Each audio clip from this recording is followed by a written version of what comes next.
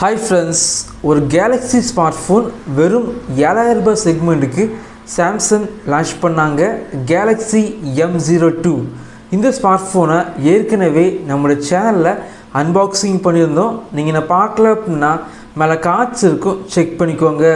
இந்த வீடியோவில் இந்த ஸ்மார்ட்ஃபோனை நான் யூஸ் பண்ண வரைக்கும் இந்த ஸ்மார்ட்ஃபோனில் என்னென்ன விஷயங்கள்லாம் நல்லா இருக்குது, எதெல்லாம் நல்லா இல்லை, அதை பற்றி இந்த வீடியோவில் ஷேர் பண்ண போகிறேன்.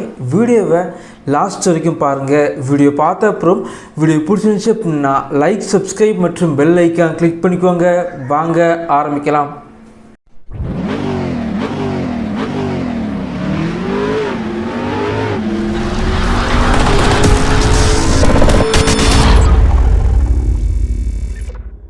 முதல்ல இந்த ஸ்மார்ட்ஃபோனில் என்னென்ன விஷயங்கள் எல்லாம் எனக்கு பிடிச்சிருக்கு அதை பற்றி பார்க்கலாம். இந்த ஸ்மார்ட்ஃபோனோட டிஸ்பிளே பார்த்திங்க அப்படின்னா ரொம்ப பெரிய டிஸ்பிளே. இந்த 7000 ரூபாய் பட்ஜெட் செக்மெண்ட்டுக்கு பார்த்திங்க அப்படின்னா ஒரு பெரிய டிஸ்பிளே உள்ள ஸ்மார்ட்ஃபோன் வாங்கணும் அப்படின்னா இந்த ஸ்மார்ட்ஃபோன் ஒரு பெஸ்ட்டு சாய்ஸாக இருக்கும். அதே போல் டிஸ்பிளே பார்த்திங்க அப்படின்னா இந்த ஸ்மார்ட்ஃபோனில் ரொம்பவே நல்லா இருக்குது. HD+ டிஸ்பிளே தான் யூஸ் பண்ணியிருக்காங்க. இந்த 7000 ரூபாய் பட்ஜெட் செக்மெண்ட்டுக்கு டிஸ்பிளே ரொம்ப நல்லா இருக்குது. அதே போல் இந்த ஸ்மார்ட்ஃபோனோட பில் குவாலிட்டி பொறுத்த வரைக்கும் பிளாஸ்டிக் யூஸ் பண்ணி தான் பில் பண்ணியிருக்காங்க.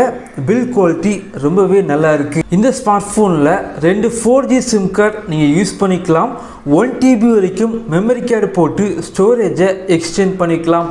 அதே போல் பார்த்தீங்க அப்படின்னா இந்த ஸ்மார்ட்ஃபோனோட மிகப்பெரிய ஹைலைட் என்ன அப்படின்னா 5000 mAh கொண்ட ஒரு பெரிய பேட்ரி இந்த ஸ்மார்ட்ஃபோனில் யூஸ் பண்ணியிருக்காங்க. நீங்கள் ஃபுல் சார்ஜ் பண்ணிங்க அப்படின்னா இந்த ஸ்மார்ட்ஃபோனை 3 நாட்கள் வரைக்கும் கண்டினியூஸாக நீங்கள் யூஸ் பண்ணிக்கலாம். இந்த பட்ஜெட் செக்மெண்ட்டுக்கு நல்ல ஒரு பேட்ரி பேக்கப் உங்களுக்கு கிடைக்கும்.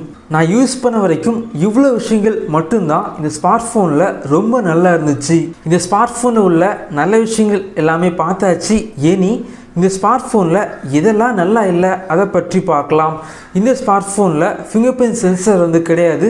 இப்போல்லாம் பார்த்தீங்க அப்படின்னா 6000 7000 பட்ஜெட் செக்மெண்ட்டில் நிறைய பிராண்டு பார்த்தீங்க அப்படின்னா ஃபிங்கர் பிரிண்ட் சென்சர் கொடுக்குறாங்க. பட் இந்த ஸ்மார்ட்ஃபோனில் ஃபிங்கர் பிரிண்ட் சென்சர் கிடையாது. அதே போல் பார்த்தீங்க அப்படின்னா இந்த ஸ்மார்ட்ஃபோனில் 5000 mAh கொண்ட ஒரு பெரிய பேட்ரி யூஸ் பண்ணியிருக்காங்க. ஆனால் Type-C சார்ஜிங் இந்த ஸ்மார்ட்ஃபோனில் கிடையாது. நார்மல் மைக்ரோ USB தான் இந்த ஸ்மார்ட்ஃபோனில் யூஸ் பண்ணியிருக்காங்க.